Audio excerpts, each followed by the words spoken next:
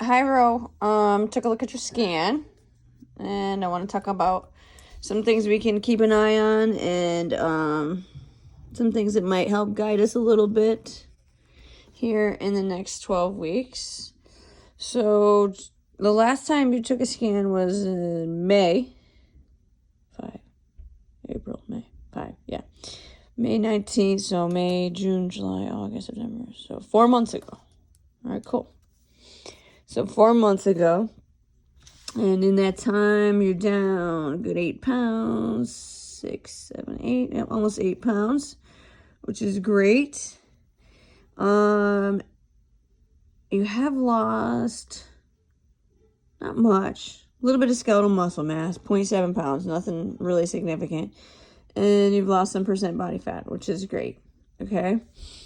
So one of the main things that we're going to try to focus on with your diet is losing body fat. All right.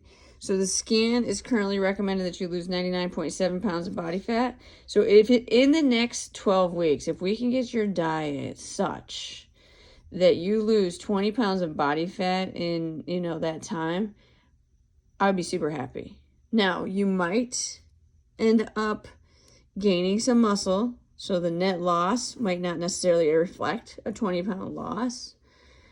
But if you gain muscle, like if you go +1 skeletal muscle mass and -1 body fat, that's a win. Even though the scale would be the same, right? So that's just something to take a look at. So dry lean mass, this is your muscle cells only at 35.7 pounds of muscle.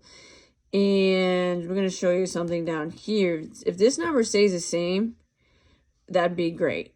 Okay, we don't want to see this decrease, but you do have some room for it to decrease, but I just hate to see anybody ever losing muscle for any reason, okay? And then body fat mass. So your lean body mass is 134.9.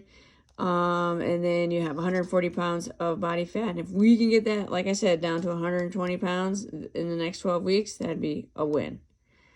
All right, now if you take a look at this here, this is your muscle fat analysis. This can be the shape of C, shape of an I, or shape of a D.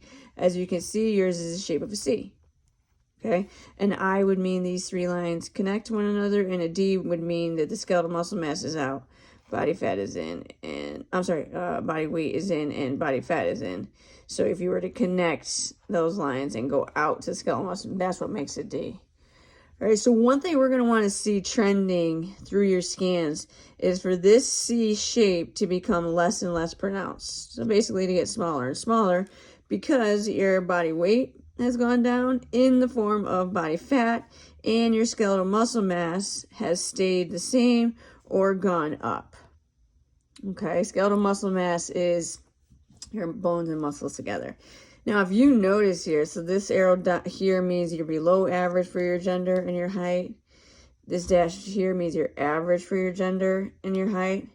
And then this arrow here means that you're above average for your gender and height. You have 75.8 pounds of skeletal muscle mass. You are way above average for your gender and height and the amount of muscle that you have, which is freaking awesome. And we need to use that muscle to help burn fat and lose weight. All right, so let's freaking celebrate that you have such a high amount of skeletal muscle mass. That's awesome. All right, percent body fat here is 50.9%, so we'll see that go down as you lose your body fat as well. So this is pretty cool. This is your segmental lean analysis. This is telling you how much muscle you have in each limb, right arm, left arm, trunk, right leg, left leg, okay? So as you can see, you have 8 pounds of muscle in your right arm, 8.14 pounds in your left arm. Your trunk has 63.3 pounds of muscle. Right leg has 20.15 and left leg has 20.11. Okay, so that's your segmental lean analysis broken down. Now, what I pay a little bit more attention to than that is this number, this lower number here, this percentage, okay?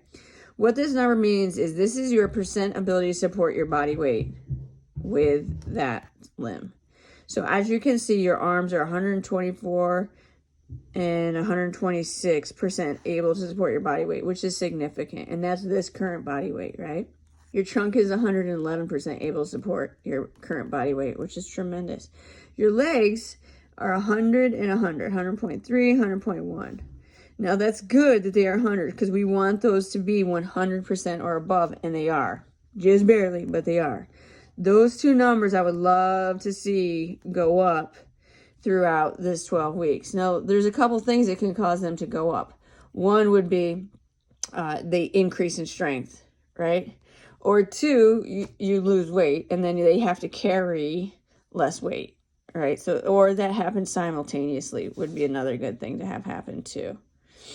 Okay, but we definitely do not want to see these numbers dipping below 100.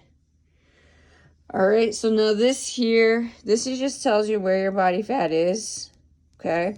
We can't spot lose body fat, but as you lose it in your next scans, it'll tell you where exactly you're losing it from, okay?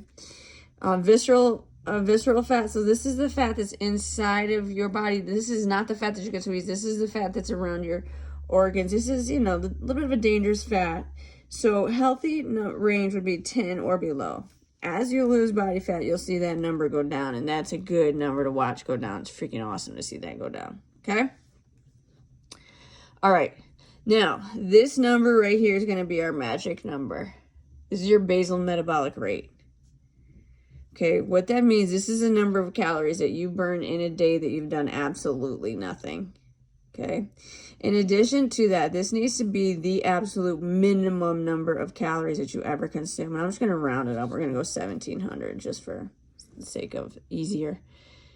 All right, so 1,700 calories is going to be your magic number. If you do not get 1,700 calories in a day, you will hang on to those fat cells. Your body is going to say, okay, there's no energy here. I'm going to hang on to these cells because I don't know when I'm going to get food again.